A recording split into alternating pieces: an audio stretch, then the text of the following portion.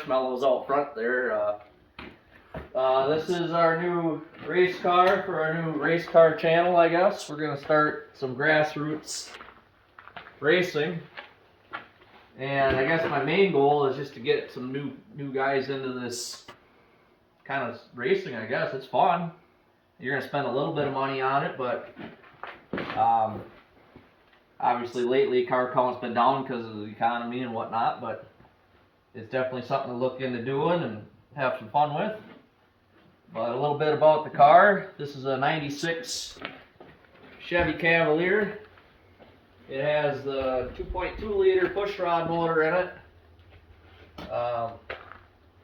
I would recommend, if you're going to buy a car, maybe go with something a little newer with an overhead cam in it, just because they make a little more power. We didn't, but we're starting this off to be fun and budget racing, so yeah, so a little bit about the car. We went up north and picked it up. It already had roll cage in it. The only thing we added were these down tubes back here, and that kind of strengthens the car up back here, and if you roll over, everything doesn't come crunching up into you. Safety's huge on these cars. We'll touch on that more as this series goes on, but just to hit on it, make sure you got good seat belts that are tied in right. Again, I'll show you how to do that later. Headrests, I recommend them. On a dirt car, it's a little hard to see guys alongside you with them, but it still beats rattling your head when you get hit. Safety net, that's pretty obvious. Stuff like that, battery boxes, window screens, you don't get hit in the head with a rock. Yeah, otherwise all we do is put a dash in it, threw a quick little Rust-Oleum paint job on her, and got some rattle cans out. And then really, I mean, the biggest thing for you guys to keep in mind when you're getting into these cars is appearance. I mean, you don't want sponsors riding around on a junk looking car because that's their name on it, and then people assume that they just have a junk product too, which that's just how racing is. But so it's dirty. I meant to make a couple of videos already this year, but I had some camera issues and stuff, and I guess I'll start with a little recap of the season. I got punched in the butt on one of the restarts we ran and crunched the nose, but we can't run a bar on the front for our rule book, so that's just kind of the nature of the beast. I'll get a little black spray paint to cover the pink that was on the car before we back up. And then also the last race, and a track that you're going to see very soon, because we're planning on going there this weekend. That's why we're making this video right now, is just to kind of give you guys a little insight and a kickoff to what we got going here. But I took a really good shot to the door by a little Dodge Neon that managed to smoke the wall and cave my door in. So, I don't know, I mean, you can probably see down in there kind of how far it went, because the inner structure is still bent. So, I mean, it was in there a long ways. So, if you are getting race cars, another thing I would recommend getting, and I still have it on the floor, go figure, is a port power. It worked out pretty good, and got the door jacked out where it belongs, and yeah, it looks good. Tire sizes make a difference on these cars for gearing and stuff. Again, that's something we'll cover later. Camber. Any kind of alignment stuff is a big deal. But yeah, that's pretty much the quick and dirty of it, of what we started off with. And I just kind of want to give you guys a little peek at what we had going. I suppose I could show you guys the engine in this thing. It's nothing special. It's stock yet. With a fancy Advanced Auto Parts filter on it. So that's that. I think they call them hot air intakes now. Hot air intakes, yes, they're hot air intakes. More power, 20 horse, easily. Screen in front of the radiator, keep it from getting caved in. I hope I don't have to use this. This is so Mr. Tow Truck can pull my very ornery butt back off the track if I need to use that.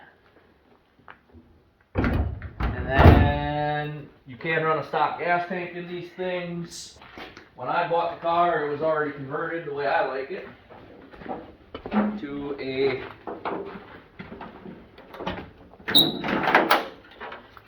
fuel cell. Nothing special, just a little 8-gallon cell, vented. It's got an external fuel pump and a regulator, or pressure actually, to tell you what the regulator's letting through it.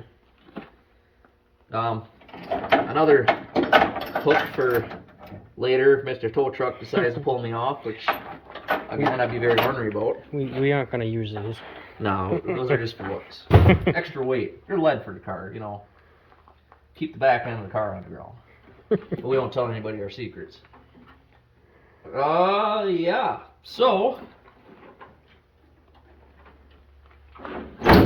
put the fancy wing on the back for extra downforce. Yeah, that's pretty much it. I don't know a lot about the car because most of this was done when I bought it. We just kind of dolled it up, made it look pretty, put some fancy tin windows in it, and yeah, like I said, put a paint job on it. What I'd like to do a little bit too this year is talk a little bit more about how to go about getting sponsors so you can afford to do this. We're currently not getting really much for sponsorship besides helping my dad out with his tool truck. But that's just so I can kind of run this where I want, when I want, and how I want, and not really have anybody tell me what I got to do here. So, but yeah, it definitely helps getting paid.